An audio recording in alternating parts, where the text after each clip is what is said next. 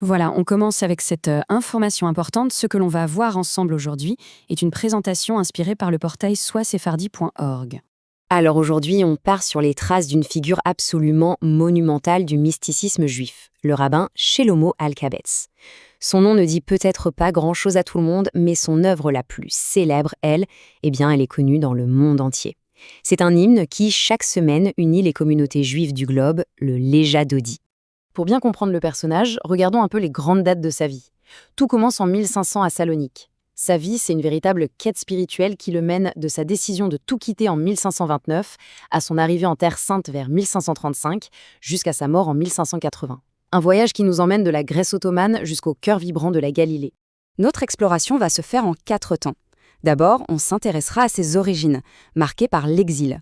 Ensuite, on le suivra dans son voyage sacré vers Safed. Puis, on entrera dans le cercle fascinant des mystiques qu'il a animés. Et enfin, on essaiera de mesurer l'ampleur de son héritage éternel. Allez, on commence par le commencement, ses origines. Pour comprendre le rabbin Alkabetz, il faut vraiment revenir à l'un des événements les plus traumatisants de l'histoire juive séfarade. Shlomo Alkabetz naît donc à Salonique. À l'époque, c'était un refuge majeur pour les Juifs qui fuyaient la péninsule ibérique. Imaginez, sa propre famille faisait partie de ces exilés. Ça, forcément, ça a profondément marqué son identité et sa vision du monde. Très jeune, il se plonge corps et âme dans l'étude. Mais pas seulement la Torah. Non, il explore aussi les profondeurs de la Kabbalah, guidé par le grand rabbin Yosef Tayatzak.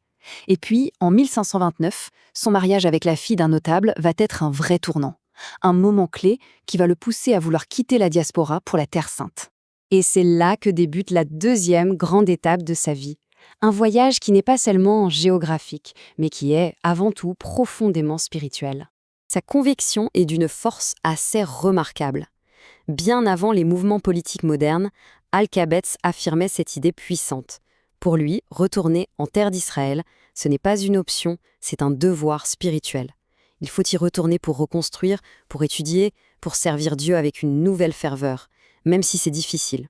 Sur sa route, il fait une escale à Andrinople, l'actuelle Edirne en Turquie. La communauté locale est tellement impressionnée par son savoir qu'elle le supplie de rester.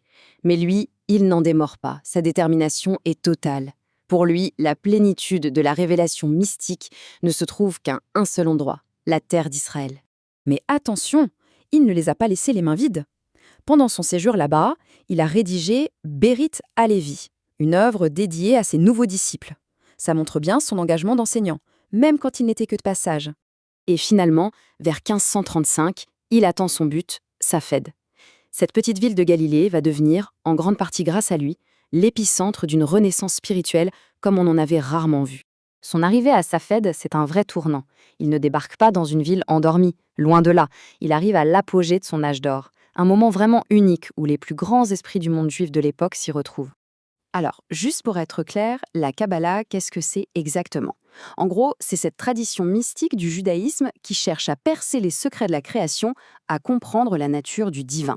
Et au XVIe siècle, il n'y a qu'un seul endroit sur Terre où cette quête atteint son paroxysme, c'est Safed.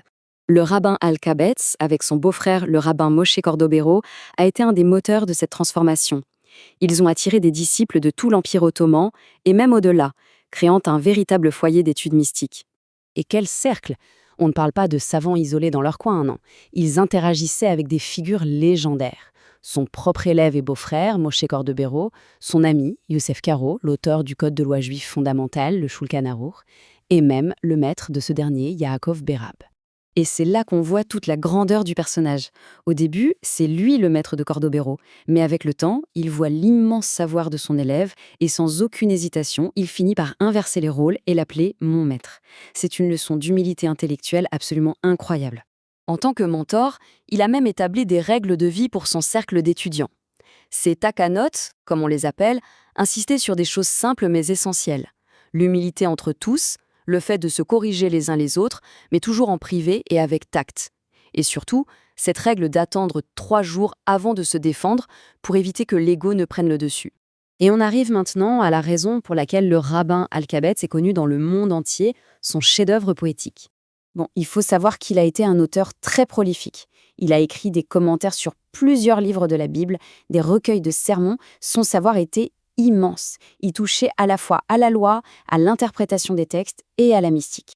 Et pourtant, de toute cette immense production intellectuelle, c'est un seul poème, le Jadodi, qui va assurer sa postérité.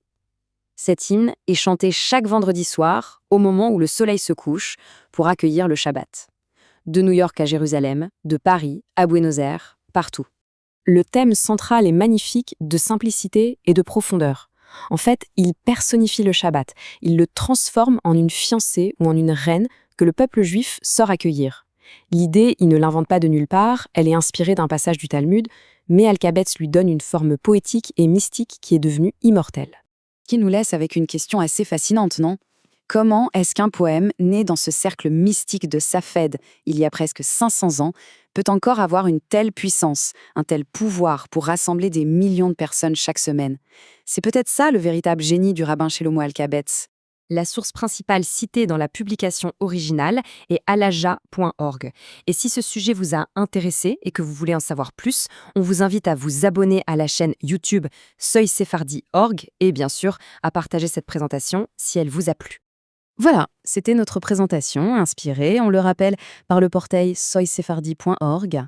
Merci d'avoir été là et à très bientôt.